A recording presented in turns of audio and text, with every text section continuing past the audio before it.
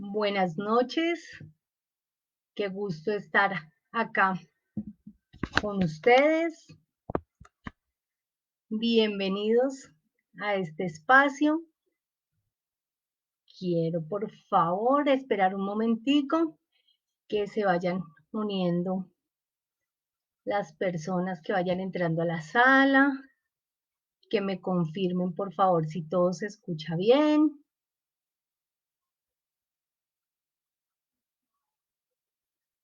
Qué chévere estar por acá otra vez.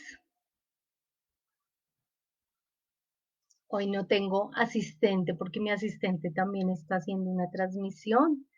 Entonces, pues nada, acá estoy esperando que me confirmen. Deseo que hayan alistado el tintico porque hoy llovió muchísimo, hizo mucho frío, eh, pues tocaba hoy con una bebida calientica. Hola Franklin, ¿cómo estás? Buenas noches. Franklin, cuéntame si se escucha bien. Fuerte y claro, perfecto. Vale. Hola, señoritas de Situ Speak, profe Zulay, profe Luz Ángela. Qué rico saludarlas. Sé que han tenido unas jornadas duras de trabajo. Deseo que les rinda mucho. Hola, Felipe Sarmiento. Eso quiere decir que ya nos estamos uniendo, que ya casi empezamos la transmisión. Profe Luz Ángela. Y bueno, hoy les tengo un cuento mientras van llegando, les voy compartiendo. Hoy tenemos un cuento súper bonito. Bueno, a mí me gustó mucho porque hace una crítica a la sociedad eh, rusa de aquellos tiempos del siglo XIX. Eh, el cuento, el autor es Fyodor Dostoyevsky. Pues realmente uno en las bibliotecas siempre tiene los libros de él, ¿no? Y pues a veces no somos tan juiciosos. Hola Camilita, hola Jorgito, ¿cómo vamos? Eh, los libros de Dostoyevsky siempre están en la biblioteca y pues nada, tengo que confesarles que no había leído de él. Entonces, una de sus obras más conocidas es Crimen y Castigo, y hoy leyendo es un crimen que no lo haya leído. Y tiene, bueno, otros cuentos destacados como Memorias del Subsuelo, El Idiota, y otra que es muy conocida es Los Hermanos Karamazov.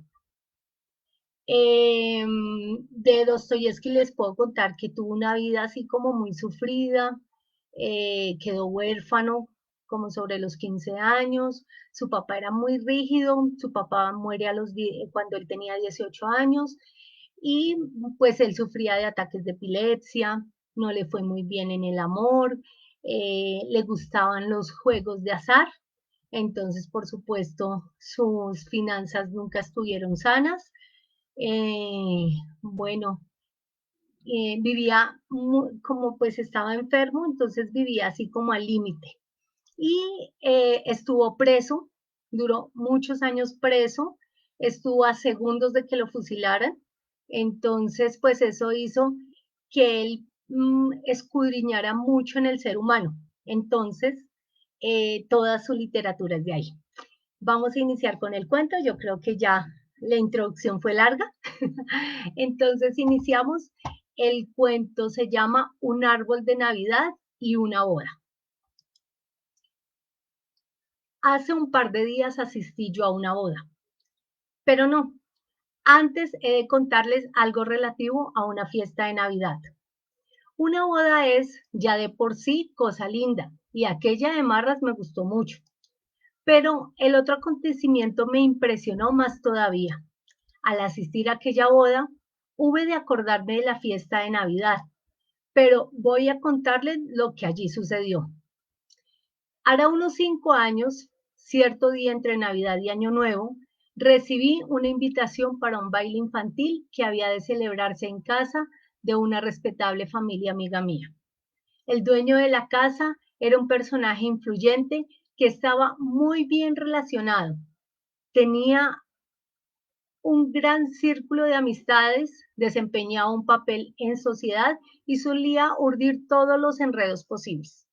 De suerte que podía suponerse, desde luego, que aquel baile de niños solo era un pretexto para que las personas mayores, especialmente los señores papás, pudieran reunirse de un modo completamente inocente de que, en mayor número que de costumbre y aprovechar aquella ocasión para hablar, como casualmente, de toda clase de acontecimientos y cosas notables. Pero como a mí las referidas cosas y acontecimientos no me interesaban lo más mínimo y como entre los presentes apenas si tenía algún conocido, me pasé toda la velada entre la gente, sin que nadie me molestara, abandonado por completo a mí mismo. Otro tanto hubo de sucederle a otro caballero, que, según me pareció, no se distinguía por su posición social ni por su apellido y, a semejanza mía, solo por pura casualidad se encontraba en aquel baile infantil. Inmediatamente hubo de llamarme la atención. Su aspecto exterior impresionaba bien. Era de gran estatura, delgado, sumamente serio e iba bien vestido. Se advertía de inmediato que no era amigo de distracciones ni de pláticas frívolas. Al instalarse en un rinconcito tranquilo, su semblante, cuyas negras cejas se fruncieron, asumió una expresión dura, casi sombría. Saltaba a la vista que, quitando al dueño de la casa, no conocía a ninguno de los presentes. Y tampoco era difícil adivinar que aquella fiestecita le aburría hasta la náusea, aunque a pesar de ello mostró hasta el final el aspecto de un hombre feliz que pasaba agradablemente el tiempo. Después supe que procedía de la provincia y solo por una temporada había venido a Petersburgo, donde debía fallarse al día siguiente un pleito enrevesado del que dependía todo su porvenir. Se le había presentado con una carta de recomendación a nuestro amigo, el dueño de la casa, por lo que aquel cortésmente lo había invitado a la velada, pero, según parecía, no contaba lo más mínimo con que el dueño de la casa se tomase por él la más ligera molestia. Y como allí no se jugaba las cartas y nadie le ofrecía un cigarro, ni se dignaba dirigirle la palabra, probablemente conocían ya de lejos al pájaro por las plumas. Se vio obligado nuestro hombre, para dar algún entretenimiento a sus manos, a estar toda la noche mesándose las patillas. Tenía verdaderamente unas patillas muy hermosas, pero así y todo, se las acariciaba demasiado, dando a entender que primero habían sido creadas aquellas patillas y luego se le había añadido el hombre, con el solo objeto de que les prodigase sus caricias. Además de aquel caballero que no se preocupaba lo más mínimo por aquella fiesta de los chicos pequeñines y regordetes del anfitrión, hubo de chocarme también otro individuo, pero este mostraba un porte totalmente distinto. Era todo un personaje. Se llamaba Julián Mastakovich. A la primera mirada se comprendía que era un huésped de honor y se hallaba, respecto al dueño de la casa, en la misma relación. Aproximadamente en aquel respecto, a este se encontraba el forastero desconocido. El dueño de la casa y su señora se desvivían por decirle palabras lisonjeras, lo que hacía lo que se dice la corte. Lo presentaban a todos sus individuos, pero sin presentárselo a ninguno. Según pude observar, el dueño de la casa mostró en sus ojos el brillo de una lagrimita de emoción cuando Julián Mastakovich, elogiando la fiesta, Le aseguró que rara vez había pasado un rato tan agradable. Yo, por lo general, suelo sentir un malestar extraño en presencia de hombres tan importantes. Así que, luego de recrear suficientemente mis ojos en la contemplación de los niños, me retiré a un pequeño salón, en el que, por casualidad, no había nadie y allí me instalé en el florido jardín de la dueña de la casa, que cogía casi todo el aposento. Los niños eran todos increíblemente simpáticos e ingenuos y verdaderamente infantiles, y en modo alguno pretendían dárselas de mayores, pese a todas las exhortaciones de ayas y madres. Habían literalmente saqueado todo el árbol de Navidad hasta la última rama, y también tuvieron tiempo de romper la mitad de los juguetes, aún antes de haber puesto en claro para quién estaban destinados cada uno. Un chiquillo de aquellos de negros ojos y rizos negros hubo de llamarme la atención de un modo particular. Estaba empeñado en dispararme un tiro, pues le había tocado una pistola de madera. Pero la que más llamaba la atención de los huéspedes era su hermanita. Tendría esta unos 11 años. Era delicada y pálida, con unos ojazos grandes y pensativos. Los demás niños debían haberla ofendido por algún concepto, pues se vino al cuarto donde yo me encontraba, se sentó en un rincón y se puso a jugar con su muñeca. Los convidados se señalaban unos a otros con mucho respeto a un opulento comerciante, el padre de la niña. Y no faltó quien en voz baja hiciese observar que ya tenía apartados para la dote de la pequeña sus buenos 300.000 rublos en dinero contante y sonante. Yo, involuntariamente, dirigí la vista hacia el grupo que tan interesante conversación sostenía, y mi mirada fue a dar en Julián Mastakovich, que, con las manos cruzadas a la espalda y un poco ladeado la cabeza, parecía escuchar muy atentamente el insulso diálogo. Al mismo tiempo, hube de admirar no poco la sabiduría del dueño de la casa, que había sabido acreditarla en la distribución de los regalos. A la muchacha, que poseía ya 300.000 rublos, le había correspondido la muñeca más bonita y más cara, y el valor de los demás regalos iba bajando gradualmente, según la categoría de los respectivos padres de los chicos.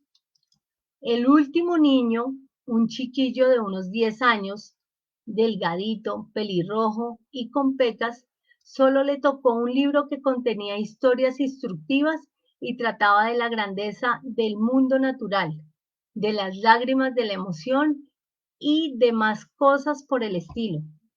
Un árido libraco, sin una estampa ni un adorno. Era el hijo de una pobre viuda, que les daba clase a los niños del anfitrión, y a la que llamaban por abreviar el Aya. Era tal chico un niño tímido, pusilánime, vestía una blusita rusa de nanquín barato. Después de recoger su libro, anduvo largo rato curioseando en torno a los juguetes de los demás niños. Se le notaba unas ganas terribles de jugar con ellos, pero no se atrevía. Era claro que ya comprendía muy bien su posición social. Yo contemplaba complacido los juguetes de los niños. Me resultaba de interés extraordinario la independencia con que se manifestaban en la vida. Me chocaba que aquel pobre niño de que hablé se sintiera tan atraído por los valiosos juguetes de los otros nenes, sobre todo por un teatrillo de marionetas en el que seguramente habría deseado desempeñar algún papel, hasta el extremo de decidirse a un elogio. Se sonrió y trató de hacerse simpático a los demás. Le dio su manzana a una nena mofletuda que ya tenía todo un bolso de golosinas y llegó al punto de decidirse a llevar a uno de los chicos a cuestas. Todo con tal de que no le excluyesen del teatro. Pero en el mismo instante surgió un adulto que en cierto modo hacía allí de inspector y lo echó a empujones y codazos. El chico no se atrevió a llorar. Enseguida apareció también el aya, su madre, y le dijo que no molestase a los demás. Entonces se vino el chico al cuarto donde estaba la nena. Ella lo recibió con cariño y ambos se pusieron con mucha aplicación a vestir a la muñeca. Yo llevaba ya sentado media hora en el salón y casi me había adormilado, arrullado inconscientemente por el parloteo infantil del chico pelirrojo y la futura belleza con dote de 300.000 rublos. Cuando de repente hizo irrupción en la estancia Julián Mastakovich. Aprovechó la ocasión de haberse suscitado una gran disputa entre los niños del salón para desaparecerse de allí sin ser notado. Hacía unos minutos nada más lo había visto yo al lado del opulento comerciante, padre de la pequeña, en vivo coloquio, y por alguna que otra palabra suelta que cogiera al vuelo, adiviné que estaba ensalzando las ventajas de un empleo con relación a otro. Ahora estaba pensativo, en pie, junto al jardín, sin verme a mí y parecía meditar algo. 300, 300, murmuraba. 11, 12, 13, 17. 5 años. Supongamos al 4%, 12%, 70, 60. Bueno, pongamos en total al cabo de 5 años. 400. Eso es. Pero él no se ha de contentar con el 4%, el muy perro. Lo menos querrá un 8 y hasta un 10. Bah, pongamos 500.000. Medio millón de rubros. Esto ya es mejor. Bueno, y luego, encima los impuestos. ¿Mm? Su resolución era firme. Se despejó y se disponía ya a salir de la habitación cuando, de pronto, hubo de reparar en la pequeña, que estaba con su muñeca en un rincón, junto al niñito pobre, y se quedó parado. A mí no me vio, escondido como estaba detrás del denso follaje. Según me pareció, estaba muy excitado. Difícil sería, no obstante, precisar si su emoción era debido a la cuenta que acababa de echar o a alguna otra causa, pues se frotó sonriendo las manos y parecía como si no pudiese estar quieto. Su excitación fue creciendo hasta el punto incomprensible al dirigir una segunda y resuelta mirada a la rica heredera. Quiso avanzar un paso, pero volvió a detenerse y miró con mucho cuidado en torno suyo. Luego se aproximó de puntitas como consciente de una culpa, lentamente y sin hacer ruido a la pequeña. Como ésta se hallaba detrás del chico, se inclinó el hombre y le dio un beso en su cabecita. La pequeña lanzó un grito, asustada, pues no había advertido hasta entonces su presencia. ¿Qué haces aquí, hija mía?, le preguntó por lo bajo. Miró en torno suyo y le dio luego una palmadita en las mejillas. Estamos jugando. Ah, ¿con este? Y Julián Mastakovich lanzó una mirada al pequeño. Mira, niño, mejor estarías en la sala, le dijo. El chico no replicó y se le quedó mirando fijo. Julián Mastakovich volvió a echar una rápida ojeada en torno suyo y de nuevo se inclinó hacia la pequeña. ¿Qué es esto, niña?, ¿Una muñeca?, le preguntó. Sí, una muñequita, repuso la nena algo forzada y frunció levemente el ceño. ¿Una muñeca? Pero, ¿sabes tú, hija mía, de qué hacen las muñecas? No, respondió la niña en murmullo y volvió a bajar la cabeza. Bueno, pues mira, las hacen de trapos viejos, corazón, pero tú estarías mejor en la sala con los demás niños. Y Julián Mastakovich, al decir esto, dirigió una severa mirada al pequeño, pero este y la niña fruncieron la frente y se apretaron más el uno contra el otro. Por lo visto, no querían separarse. ¿Y sabes tú también para qué te han regalado esta muñeca?, tornó a preguntar Julián Mastakovich, que cada vez ponía su voz con más mimo. No, pues para que seas buena y cariñosa.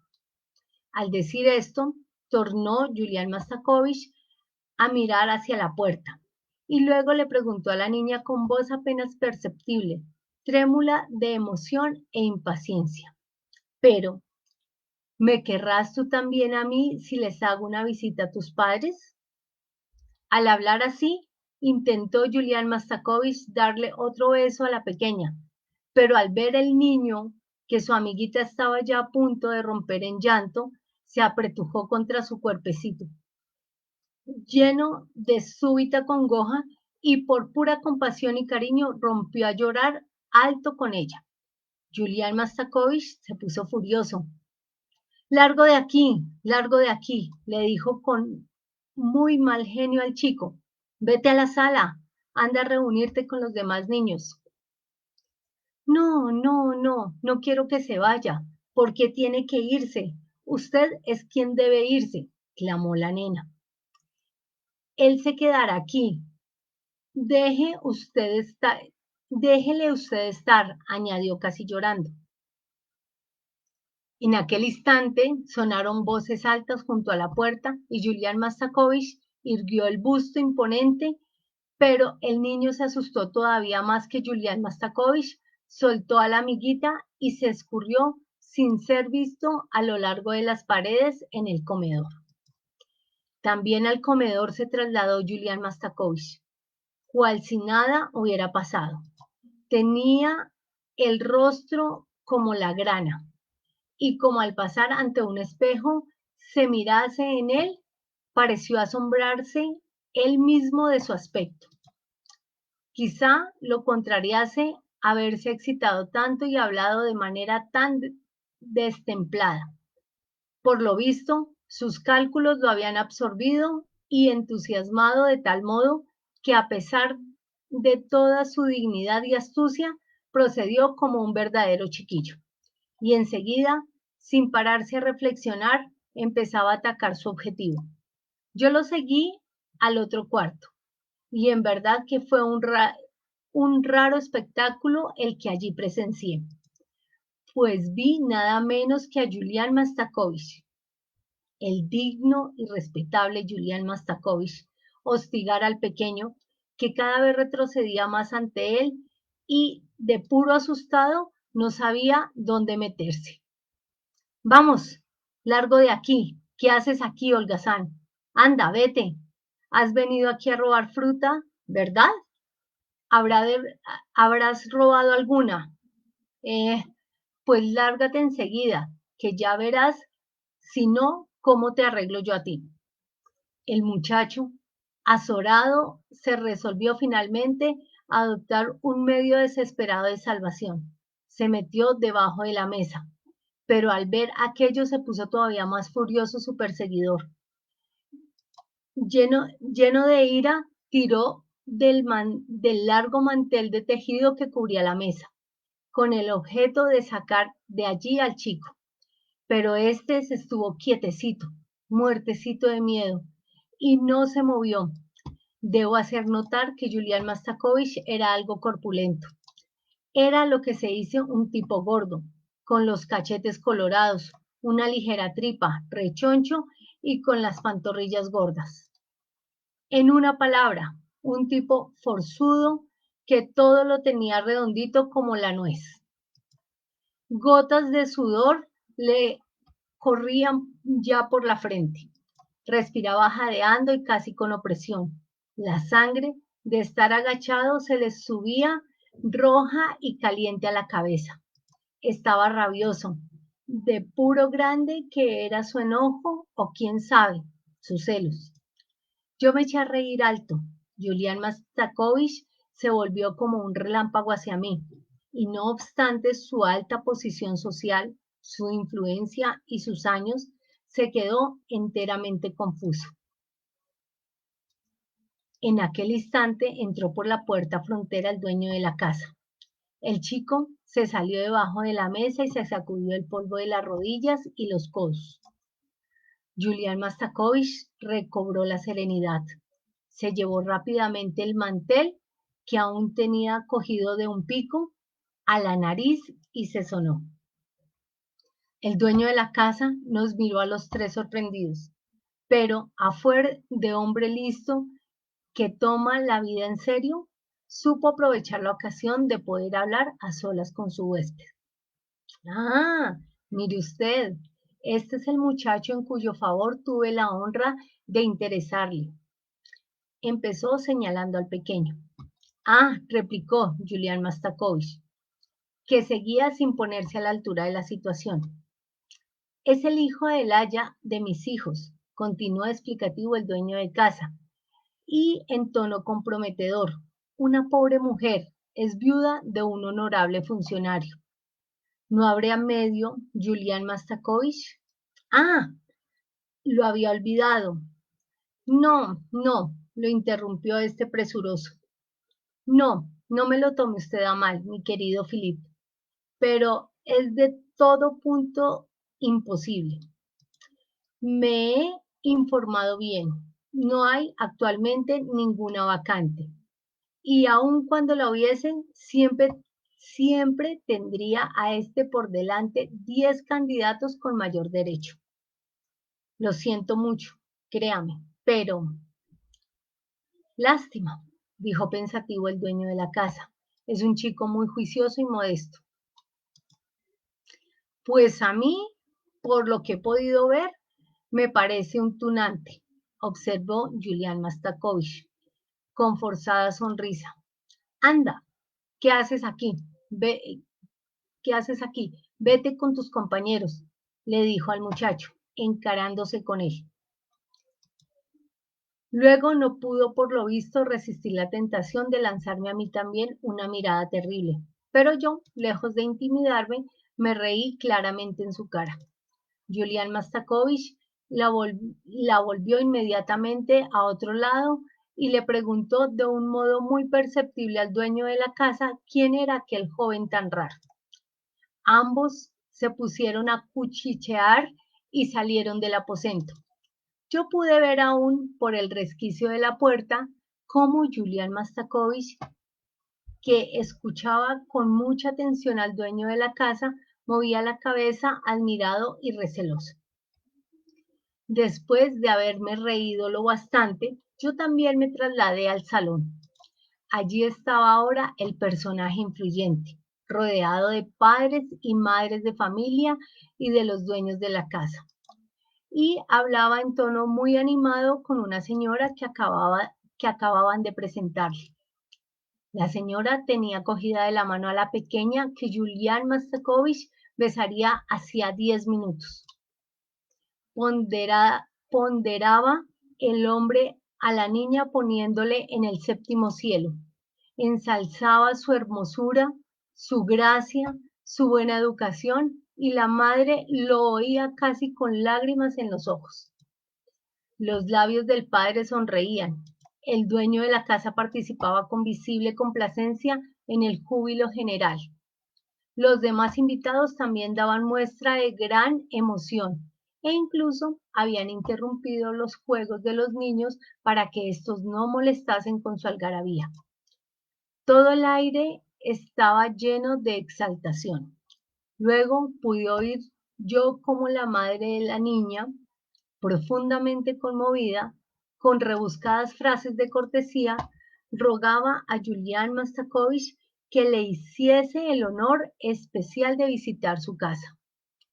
Y pude oír también cómo Julián Mastakovich, sinceramente encantado, prometía corresponder sin falta a la amable invitación, y cómo los circunstantes, al dispersarse por todos los lados, según lo pedía el uso social, se deshacían en conmovidos elogios, poniendo por las nubes al comerciante, su mujer, su nena, pero sobre todo a Julián Mastakovich.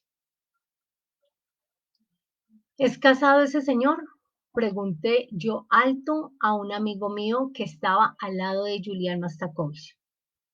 Julián Mastakovich me lanzó una mirada colérica que reflejaba exactamente sus sentimientos. No, me respondió mi amigo, visiblemente contrariado por mi intempestiva pregunta, que yo, con toda intención, la hice en voz alta. Hace un par de días hube de pasar por delante de la iglesia de... La muchedumbre se apiñaba en el balcón y sus ricos atavios hubieron de llamarme la atención. La gente hablaba de una boda. Era un nublado día de otoño y empezaba a helar. Yo entré en la iglesia, confundido entre el gentío, y miré a ver quién fuese el novio. Era un tío bajo, rechoncho, con tripa y muchas condecoraciones en el pecho. Andaba muy ocupado de acá para allá dando órdenes y parecía muy excitado. Por último, se produjo en la puerta un gran revuelo. Acababa de llegar la novia.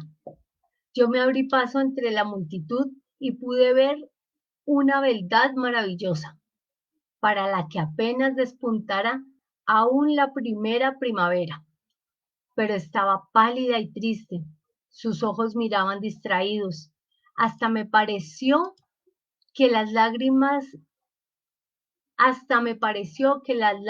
vertidas habían bordeado aquellos ojos. La severa hermosura de sus facciones prestaba a toda su figura cierta dignidad y solemnidad altivas.